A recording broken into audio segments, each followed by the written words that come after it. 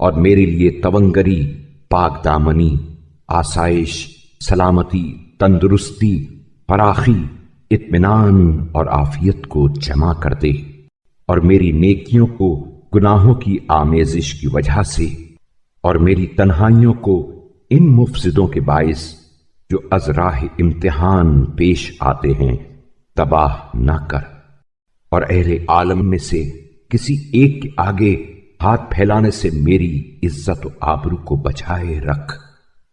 اور ان چیزوں کی طلب و خواہش سے جو بد کرداروں کے پاس ہیں مجھے روک دے، اور مجھے ظالموں کا پشت پناہ نہ بنا، اور نہ احکام کتاب کے محو کرنے پر ان کا ناصر و مددگار قرار دے، اور میری اس طرح نگہداشت کر کہ مجھے خبر بھی نہ ہونے پائے، ایسی نگہداشت کہ جس کے ذریعے تو مجھے ہلاکت و تباہی سے بچا لے جائے، اور میرے لیے توبہ و رحمت، لطف و رافت اور کشادہ روزی کے دروازے کھول دے،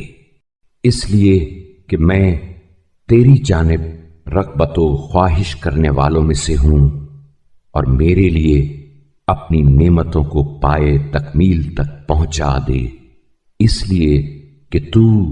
انعام و بخشش کرنے والوں میں سب سے بہتر ہے، اور میری بقیہ عمر کو حج و عمرہ اور اپنی رضا جوئی کے لیے قرار دے۔